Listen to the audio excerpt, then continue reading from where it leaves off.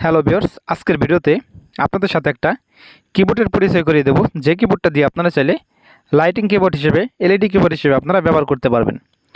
সেই কিবোর্ডটা আপনারা কীভাবে আপনাদের ফোনে ব্যবহার করবেন বা এই কিবোর্ডটা আপনারা কীভাবে ডাউনলোড করবেন আজকের ভিডিওতে দেখাবো। তো আপনারা সম্পূর্ণ ভিডিওটি মনোযোগ সহকারে শেষ পর্যন্ত দেখলে কিন্তু সব কিছু বুঝতে পারবেন। তো আপনারা অনেকেই দেখি যে আমার ভিডিওটা আপনারা টেনে টেনে দেখেন, তো আপনারা ভিডিও কখনো টেনে টেনে দেখবেন না, আপনারা শেষ পর্যন্ত দেখলে কিন্তু সব কিছু বুঝতে পারবেন। তো চলেন ভিডিও শুরু করা যাক। তো আপনারা যদি কিবোর্ডটা ডাউনলোড করতে চান তাহলে আপনারা এখান থেকে প্লে স্টোরে চলে আসবেন। প্লে স্টোরে এসে দেখতে পাচ্ছেন এখানে নামটা আছে, আপনারা এখানে কিবোর্ডের নামটা এখান থেকে সার্চ করে দেবেন। সার্চ করে দেওয়ার পর কিন্তু কিবোর্ডটা চলে আসবে এবং কিবোর্ডটা আপনারা এখান থেকে আপনাদের ফোনে সেট আপ করতে হবে। তো সেট আপ করার জন্য আপনারা এখান থেকে ওপেনে ক্লিক করবেন।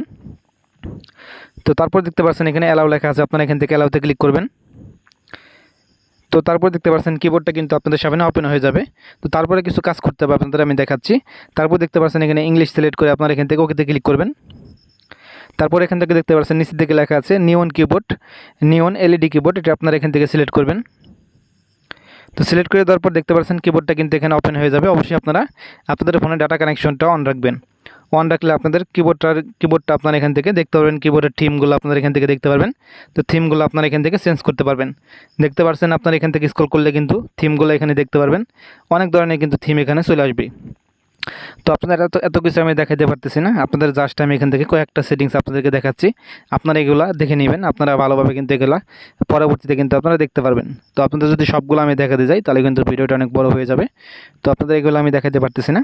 তো এখান থেকে আমি দেখতে পাচ্ছেন আমার ফোনের কিন্তু ডাটা কানেকশনটা এখান থেকে আমি অন করে দিচ্ছি। তো ডাটা কানেকশনটা অন করে দেওয়ার পর দেখতে পাচ্ছেন এখানে কিন্তু মানে সকল প্রকার ট্রেন্ডিং যে থিমগুলো আছে সেই ট্রেন্ডিংয়ে কিন্তু আপনারা দেখতে পারবেন। তারপর আপনারা এখান থেকে প্রিমিয়ামে গেলেও কিন্তু দেখতে পারবেন এখানে অনেক প্রকার থিম চলে এসেছে। তো আপনারা যদি থিমটা আপনাদের মানে ফোনে সেট করতে চান তাহলে আপনারা এখান থেকে যে কোনো একটা থিমের পর ক্লিক করে দেবেন। তো ক্লিক করে দেওয়ার পর দেখতে পাচ্ছেন এখানে অ্যাড চলে এসেছে।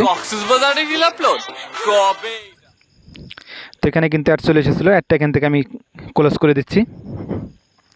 তো যেই টিমটা আপনারা ডাউনলোড করতে চাচ্ছেন সেই টিমটা আপনারা এখান থেকে ডাউনলোড করবেন, অথবা আপনারা এখান থেকে অ্যাড থেকে কিন্তু ডাউনলোড করতে পারবেন। তারপর দেখতে পাচ্ছেন এখানে লেখা আছে গেট থিম, তো আপনারা এখান থেকে গেট থিমে ক্লিক করে দেবেন। তাহলে কিন্তু থিমটা কিন্তু আপনাদের কিবোর্ডের মধ্যে কিন্তু সেট হয়ে যাবে। তারপর একটা অ্যাড চলে আসবে, আপনারা এখান থেকে অ্যাডটা ক্লোজ করে দেবেন। দেখতে পাচ্ছেন এই থিমটা কিন্তু আপনাদের কিবোর্ডের মধ্যে কিন্তু সেট হয়ে যাবে। এভাবে চালিয়ে কিন্তু আপনারা কিবোর্ডটা ব্যবহার করে কিন্তু আপনাদের ফোনে কিন্তু যে সকল প্রকার থিম কিন্তু আপনারা সেট করতে পারবেন। তো আশা করি আপনারা বুঝতে পারছেন যে কিবোর্ডটা কীভাবে ব্যবহার করতে হয়। তো আশা করি ভিডিওটা আপনাদের কাছে ভালো লাগছে। তো ভিডিওটা ভালো লাগলে লাইক করবেন, শেয়ার করবেন, এবং আপনারা যদি এই ভিডিওটা ফেসবুক পেজ থেকে দেখে থাকেন তাহলে অবশ্যই ফেসবুক পেজটা ফলো করে রাখবেন। তো আশা করি ভিডিওটা ভালো লাগছে। ভিডিও ভালো লাগলে লাইক করবেন, শেয়ার করবেন, এবং চ্যানেল নতুন এসে থাকলে সাবস্ক্রাইব করবেন। সবাই ভালো থাকবেন, সুস্থ থাকবেন। দেখা হবে পরবর্তী কোনো ভিডিওতে।